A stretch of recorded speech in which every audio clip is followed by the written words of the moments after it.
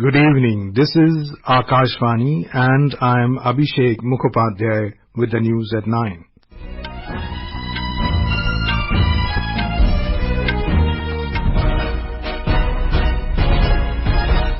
The headlines. India-Singapore Ministerial Roundtable deliberates 6 identified pillars including digitalisation and skill development to further enhance cooperation in emerging areas. Home Ministry asked Ladakh administration to form a committee to assess aspects related to formation of 5 new districts. Temples across the country decked out to celebrate Krishna Janmashtami. Devotees gather in large numbers at temples to offer prayers. Japan on high alert as it braces for powerful Typhoon Shanshan making landfall in western part. And IMD issues red alert of extremely heavy rain over parts of Gujarat, Rajasthan and Madhya Maharashtra. The second India-Singapore Ministerial Roundtable was held in Singapore today. Both sides deliberated upon 6 pillars identified under ISMR, which includes digitalisation, skill development, sustainability, health and medicine, and advanced manufacturing and connectivity. Union Ministers Nirmala Sitharaman, Dr. S. Jaishankar, Ashwani Vaishnav and Piyush Goyal attended the meeting. The delegation from Singapore was led by Deputy Prime Minister of Singapore, Gan Kim Yong. During the meeting, the leaders emphasized on ways of further enhancing cooperation between India and Singapore in emerging and futuristic areas. The leaders also discussed plans for commemorating the 60th anniversary of diplomatic relations between the two countries, alongside regional and global cooperation, including ASEAN and G20 developments. They noted that the discussions during the first round of ISMR have resulted in the successful conclusion of MOUs on healthcare, education, skill development, digital cooperation, and semiconductor ecosystem cooperation. Earlier, the Indian ministers called on President of Singapore, Tharman Shanmugaratnam, and Prime Minister of Singapore, Lawrence Wong, in Singapore. The central government has decided to create 5 new districts, Janskar, Dras, Sham, Nubra and Changthang in the Union Territory of Ladakh. The Home Ministry has asked the Ladakh administration to form a committee to assess various aspects related to the formation of new districts such as headquarters, boundaries, structure, creation of posts and any other aspect related to the formation of districts. The ministry has also asked them to submit its report within 3 months. We have a report. This is a significant decision addressing the long-pending demand of the people of Union Territory. With this, the number of districts will increase from 2 to 7. Additionally, from a strategic perspective, this decision is beneficial since Ladakh shares borders with Pakistan and China. Granting district status to different subdivisions will not only improve developmental activities, but will also enhance coordination among different departments. This will help in advancing tourism, boosting development and providing equal opportunities for the people of Ladakh living in the far-off areas. Muzaffarwani, Akashvani News, Leh, Ladakh. The first meeting of the National Task Force formed by the Supreme Court to make recommendations for safety, security and working conditions of medical professionals is scheduled to be held tomorrow. Sources said the meeting will be held in New Delhi. The meeting will be chaired by the Union Cabinet Secretary. The members of the task force include Union Home Secretary, Chairperson National Medical Commission, Surgeon Vice Admiral R. Sarin, Director AIMS Dr. M. Srinivas, and former professor of the Department of Neurology, AIMS, Dr. Padma Srivastav.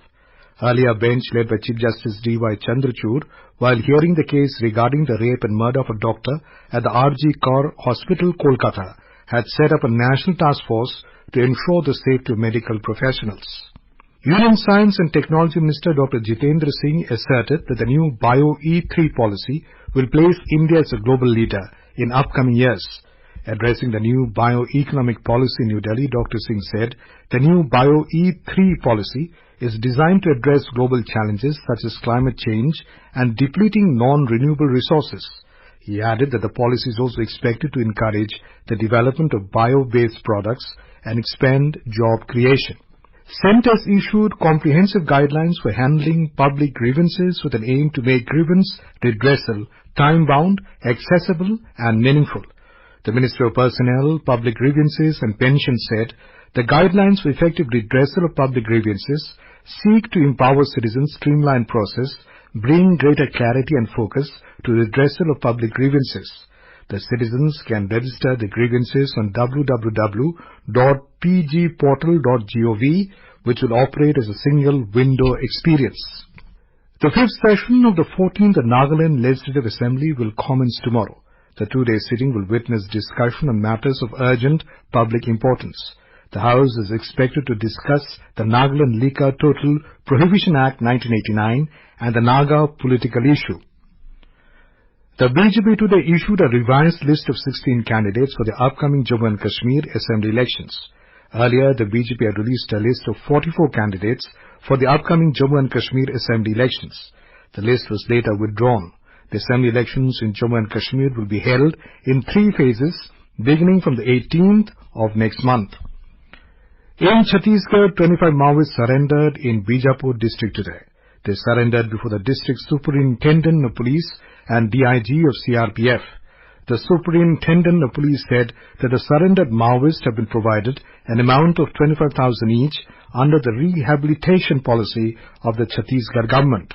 The Indian Coast Guard today rescued 11 crew members from the distressed MVITT Puma during a challenging nighttime search and rescue operation. The Mumbai Registered General cargo vessel was en route from Kolkata to Port Blair when it reportedly sank near Sagar Island off West Bengal. The Dornier aircraft, equipped with advanced night-capable sensors, detected adrift life rafts and sighted survival red flares from the distressed crew. All market committees across Maharashtra have called off the Bandh schedule for tomorrow. This decision came after a meeting between merchants' representatives and Deputy Chief Minister Devendra Fadnavis, which was also attended by Minister of Skills, Employment and Entrepreneurship and Innovation Mangal Prabhat Lodha. During the meeting, it was decided to form a high-level committee to address various issues raised by merchants. The committee will submit its report within a month. This is Akashvani giving you the news. For quick news updates around the clock, follow us on X handle at AIR News Alerts. Shri Krishna Janmashtami has been celebrated with fervour and gaiety in the whole country today. In Uttar Pradesh, temples and houses in the entire Braj region have been decorated with colourful tableaux. We have a report.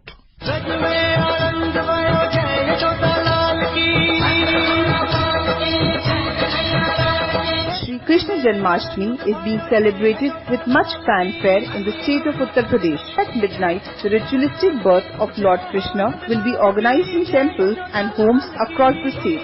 In Mathura, the birthplace of Lord Krishna, devotees are worshipping Krishna Janmashtami since yesterday, and chants of Hathi Ghoda Palki, Jai Kanhaiya Lalki are reverberating in all temples of the Braj area. Lakhs of devotees from across the globe are visiting the Bake Bihari, Dwarkadhish, Prem and ISKCON temples of Mathura and Vrindavan. Puja is also being performed in all Krishna temples in the state, including the Adi Keshav temple of Varanasi and ancient Baldao and Radha Krishna temple of Hamirpur.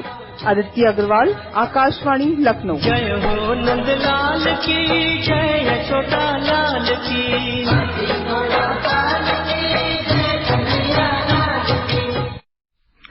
India Meteorological Department IMD has issued red alert today over parts of Gujarat, Rajasthan and Madhya Maharashtra due to extremely heavy rainfall.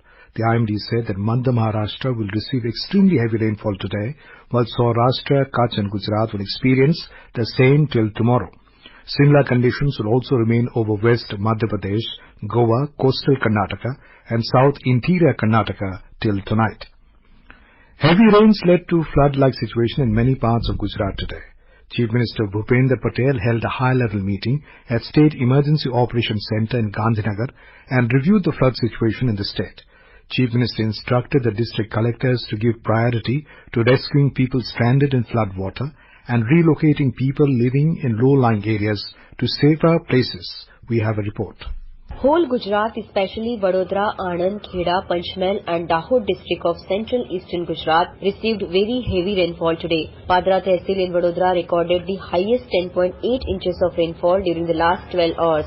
Nearly 59 dams in the state are overflowing while 72 have been put on high alert. Due to massive waterlogging in South Gujarat, more than 500 roads, especially in Surat, Navsari, Valsad, Tapi, Dang and Chota Udaipur districts have been closed for traffic. As many as 13 teams of NDRF and 22 teams of SDRF have been deployed in flood-affected districts. More than 70,000 people living in low-lying areas have been shifted to safer locations, whereas over 1,600 people have been successfully rescued. Meanwhile, following the forecast of heavy rainfall, all the primary schools will remain closed in the state tomorrow. Aparna Khon, Akashvani News, Ahmedabad.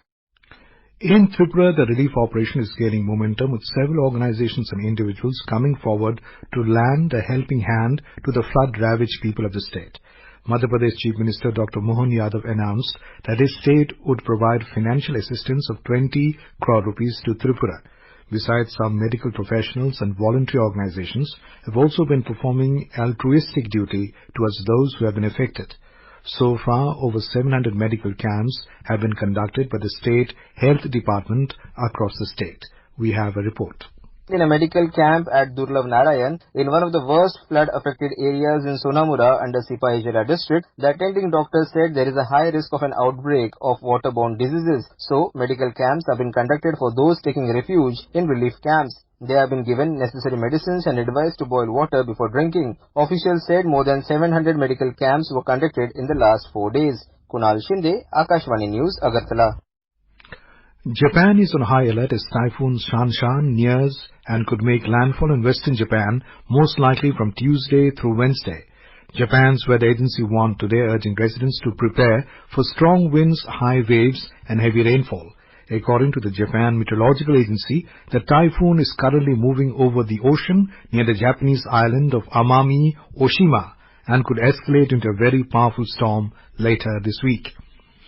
World Health Organization launched a 6-month global strategic response plan to stop the deadly outbreak of Mpox.